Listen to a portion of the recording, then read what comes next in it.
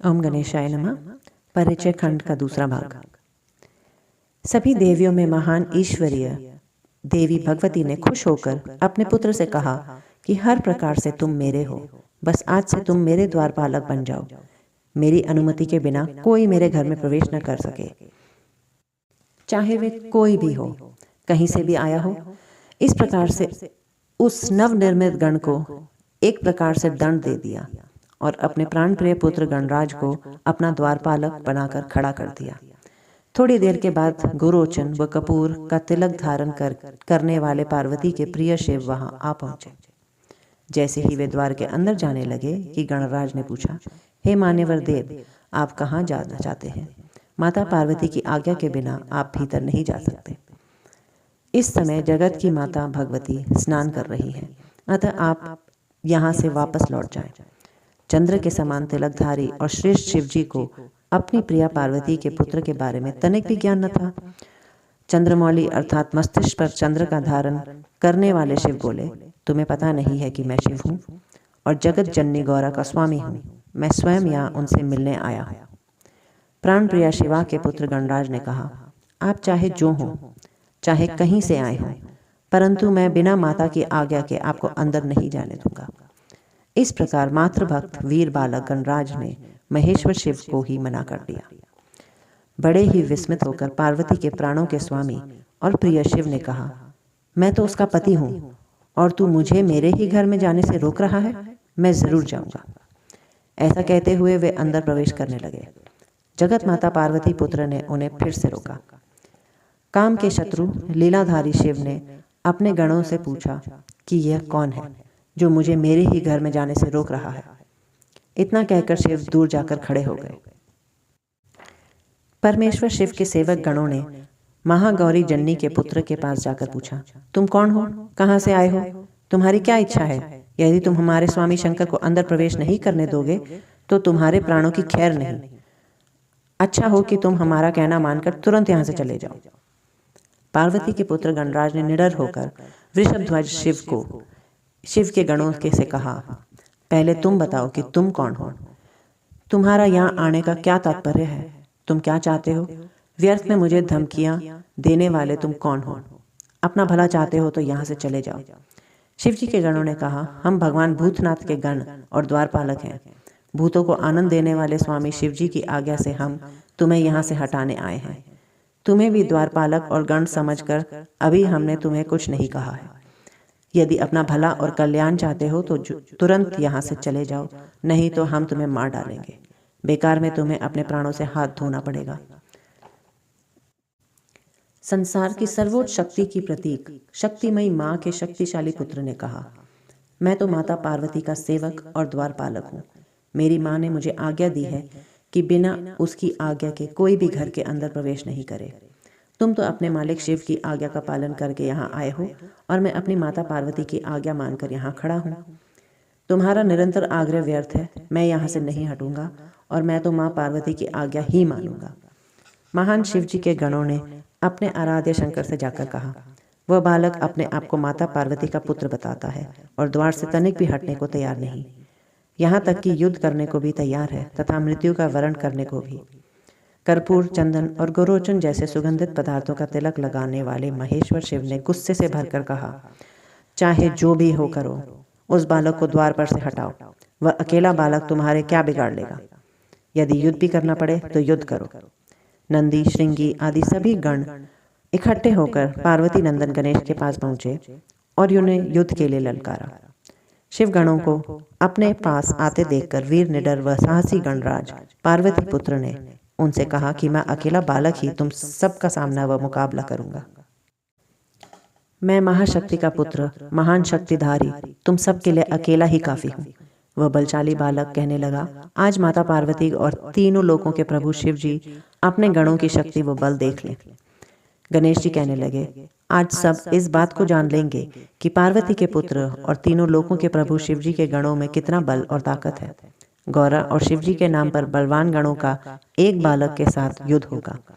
आप सब तो बलवान योद्धा हैं और आपने तो पहले भी कई युद्ध करे होंगे, परंतु मेरा तो यह पहला युद्ध है। मैं अकेला बालक हूँ, फिर भी ये युद्ध करने को तैयार हूँ। मैं आपके साथ अकेले ही युद्ध करूंगा। पर्वतराज की पुत्री पार्वती और उनके पति शिव जी के इस विवाद और बहस में जब तुम्हारी हार होगी तो तुम्हें जरूर लज्जित होना पड़ेगा और साथ ही इस अपमान का सामना माता शिवानी और महादेव को भी करना पड़ेगा।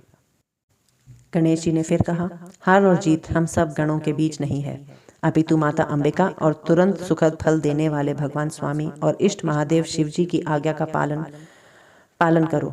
मैं हर प्रकार से तुम्हारे साथ युद्ध करने को तैयार हूँ। शिव जी महाराज के गण बालक गणेश की इतनी तीखी बातें सुनकर गुस्से से भर गए और उन्होंने गणपति पर आक्रमण कर दिया, पर गणेश जी ने उन गणों के प्रहारों को निष्फल कर दिया। साढ़े गण एक तरफ और बालक गणेश अकेला एक तरफ। गण तो एकदम घबरा गए। भगवान आशुतोष के गणों को गणेश भयंकर काल जैसे दिखाई दे रहे थे। शिव गणों को ऐसा लगा कि जैसे हमारा नाश शीघ्र होने वाला है। माता शक्ति रूपा पार्वती के अति शक्तिशाली पुत्र गणेश के प्रहारों से शिवगण इधर उधर भागने लगे और गणेश जी अपनी जननी पार्वती का स्मरण करते करते युद्ध करते रहे। शीघ्र ही इस बात की खबर सारे देवलोक में फैल गई। नारद जी और चक्र को धारण करने वाले भगवान विष्णु और ब्रह्मा जी तुरंत ही काम के शत्रु भगवान शिव के पास गए और कहने लगे, हे महादेव, यह कैसी लीला हो रही है और यह युद्ध क्यों हो रहा है? कृपया आप शीघ्र ही इस बात पर ध्यान दें। संसार के निर्माता ब्रह्मा जी और विष्णु जी की बात सुनकर शिव जी कहने लगे, एक वीर अजय बलवान बालक मेरे ही घर के द्वार पर बैठकर मुझे अंदर प्रवेश नहीं दे रहा। ऐसी अवस्था में मैं क्या करूं? मैं स्वयं सोच में पड़ गया हूं। उस शक्तिशाली बालक ने मेरे सभी गणों और सभाजनों को हरा दिया है। वे सब उस बालक के तीखे बाणों से और चोटों से डरकर भाग गए हैं या घायल हो गए हैं। आप सब मिलकर उसे समझाएं और कोई न्यायपूर्ण मार्ग निकालकर इस युद्ध को रोकने की कोशिश करें। विधाता अर्थात ब्रह्मा जी ने बालक को अनेक नीतिपूर्ण और मधुर वचनों से समझाया, पर गणेश जी पर उनके उपदेशों का तनिक भी असर न पड़ा। इतने में चक्रधारी अर्थात भगवान विष्णु बोले, देवता में महान देवेश्वर शिव जी, यह बालक तो अजय दिखाई देता है। इतनी सरलता से इसे समाप्त नहीं किया जा सकता। बस केवल एक मार्ग है। मैं भगवान विष्णु इस बालक को मोह बंधन में बांधता हूँ, अपने जाल में फांसकर शक्तिहीन कर दूंगा। हे संसार भर में उज्ज्वल शंभु, आप तुरंत इस पर प्रहार करके इसे समाप्त कर दीजिए। एक ओर से भगवान विष्णु ने गणेश जी को मोहित किया और दूसरी ओर से भगवान शंकर ने अपना त्रिशूल उठाकर उस पर प्रहार कर दिया। उससे गणेश जी का मस्तक कटकर दूर जा गिरा और शरीर एक ओर जा गिरा। फिर सब देवताओं व गणों ने सुख और संतोष की सांस ली। खुशी में खूब नाचने गाने लगे, ढोल नगाड़े और मृदंग बजने लगे और देवगण प्रसन्नचित हो गए। जब माता पार्वती को अपनी सखियों से इस बात की सूचना मिली कि उनके पुत्र का वध करके देवतागण खुशियां मना रहे हैं, तो रुद्र अर्थात शिव जी की पत्नी गौरा दुख के कारण अत्यधिक व्याकुल हो गई और बिखल बिखल कर अपने पुत्र का वियोग करने लगी। पर तुरंत ही महाशक्ति देवी पार्वती कहने लगी, जैसे देव समुदाय और देवगणों ने मेरे पुत्र को खत्म किया है, मैं भी उन्हें मृत्यु की अग्नि में झोंक दूंगी, क्योंकि पुत्र का शोक और व्याकुलता मेरे लिए असहनीय हो गई है। पार्वती जी ने ऐसा विचार करके सभी तेजस्वी शक्तियों को उत्पन्न किया और उनको आज्ञा देकर कहा कि सारे संसार में प्रलय मचा दो, बिना सोचे समझे त्राही त्राही मचा दो। जहाँ जो मिले उसको खा लो, अपना शिकार बना लो, चाहे उसमें देवता हो, ऋषि मुनि, यक्ष, किन्नर अथवा अपने पराये कोई भी हो, तुम सभी का भक्षण कर सकती हो। उसके बाद उन देवी शक्तियों ने मिलकर चारों ओर हाहाकार मचा दिया। जहाँ भी जो मिला उसे अपने क्रोध से भस्म कर दिया या सामने पाते ही उसे समाप्त कर दिया। सभी देवता और राक्षस सोच में पड़ गए। सुरों और असुरों ने मिलकर एक सभा की। सब ने अपने अपने जीवन की आशा त्याग दी। सब ने एक स्वर में कहा कि अपने जीवन की रक्षा के लिए बस एक ही रास्ता है। किसी भी प्रकार इन दैवी शक्तियों को उत्पन्न करने वाली शक्ति की मूर्ति महादेव की भार्या खुश हो जाए तो हमारे प्राणों की रक्षा हो सकती है, हम सब बच सकते हैं। सुर और असुरों की बातचीत हो रही थी कि देवताओं के ऋषि व पूजनीय नारद जी वहां आ पहुंचे। सब ने अपनी करुण कथा उन्हें सुनाई और बताया कि कैसे शक्ति रूपा गौरा के कोप का हम शिकार हो रहे हैं। अब तो पर्वतराज की पुत्री ईश्वरीय शक्तियों में महान शक्ति रूपा पार्वती को खुश किए बिना हमारा कल्याण नहीं हो सकता। परंतु कठिनाई तो यह है कि प्रतिदिन सिद्धियों को सिद्ध करने वाली क्रोधित पार्वती के पास कौन जाए। नारद जी के साथ मिलकर सारे देवता और ऋषि मुनि संसार की जननी जगदम्बा के पास पहुंचे।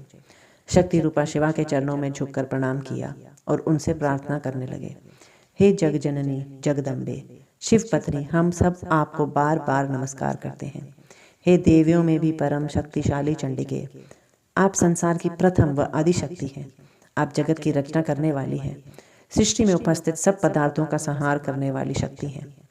हे देवी, आपके क्रोध से तीनों लोग परेशान और व्याकुल हो रहे हैं। आपके गुस्से को सहन करने की क्षमता हम में नहीं। कृपया हमारे विनय, प्रार्थना और स्तुति को स्वीकार कीजिए। देवी, अपने क्रोध को शांत करो, हम पर कृपा करो। हम सब आपके चरणों में शीश झुकाते हैं। सारे देवताओं का समूह और ऋषिगण माता भगवती के चरणों में प्रार्थना करते हुए शीश झुकाकर खड़े हो गए। उन देवगणों व ऋषिगणों की विनती व स्तुति को सुनकर समस्त लोगों की देवी शिव जी की पत्नी पार्वती का हृदय भी करुणा से भरे बिना न रह सका और उनका मन द्रवित हो गया। वे कहने लगी, यदि मेरा पुत्र गणराज फिर से जीवित हो जाए और आप देवता व ऋषियों के मध्य पूजनीय माना जाए तथा उससे सबका अध्यक्ष अर्थात सर्वाध्यक्ष पद प्रदान किया जाए, तभी मेरा क्रोध शांत हो सकता है। तभी तीनों लोकों में शांति स्थापित हो सकती है, अन्यथा नहीं। फिर क्या था? ऋषिगण कहने लगे कि वही बात माननी चाहिए जिससे तीनों लोकों को स्वामी की पत्नी पार्वती जी को सुख मिले। ऐसा विचार कर सभी शिव जी के पास पहुंचे और शक्ति रूपा शिवा की बात उनसे कही। कर्पूर और गोरोचन का तिलक लगाने वाले तीनों लोकों के स्वामी शिव जी ने अपने गणों को आज्ञा दी कि उत्तर दिशा की ओर जाओ तथा उत्तर दिशा की ओर सिर करते सोता हुआ जो भी प्राणी मिले उसी का मस्तक काटकर मेरे पास ले आओ। स्वयं उन्होंने बालक के सिर रहित शरीर को धो पोंछ कर साफ किया। उसके बाद कबंध अर्थात जिसके सर को धड़ से अलग कर दिया गया हो, शिशु की विधि पूर्वक पूजा अर्चना करने लगे। शिव जी के सब गण उत्तर दिशा में भ्रमण के लिए निकल पड़े। शिव गणों को सबसे पहले एक गज मिला। उस गजराज का एक ही दांत था। गण उसी का सर लेकर भगवान शंकर के चरणों में आकर उपस्थित हो गए। महान ईश्वर समान शिव ने उसी गज का सर बच्चे के शरीर के ऊपर कंधों पर जोड़ दिया और अपनी तांत्रिक विद्या व योग माया से बच्चे को जिंदा कर दिया। वह सौभाग्यशाली बालक गज का सर लगाकर एक अनोखे प्रकार की रूपरेखा व आकार का बन गया। उस विचित्र शिशु को देखकर सब स्तब्ध रह गए। सारे देवताओं और ऋषियों के चेहरे प्रसन्नता से खिल उठे। उस बालक के सौंदर्य व तेज की चमक से चारों ओर खुशी की लहर फैल गई। जगत जननी माता पार्वती अपने प्रिय पुत्र को पाकर अत्यंत प्रसन्न हुई और जल्दी से अपने पुत्र को गोद में बिठा लिया। शिव की पत्नी कहने लगी कि आप सबको बहुत कष्ट उठाना पड़ा, पर अब मैं बहुत खुश हूँ। इस बालक के मुख और मस्तक पर सिंदूर लगा है, इसलिए जो मनुष्य व जीव इस गणराज बालक की सिंदूर, गंध, पुष्प आदि से पूजा करेगा, उसके सारे मनोरथ और इच्छाएं पूर्ण हो जाएंगी। इसकी पूजा से सभी विघ्नों और बाधाओं का नष्ट हो जाएगा। सभी देवताओं ने उन्हें अलग अलग वरदान दिए और सभी देवताओं ने प्रथम पूजनीय मान लिया। तभी से भक्ति पूजा अर्चना में गणेश जी की सबसे पहले पूजा की जाने लगी।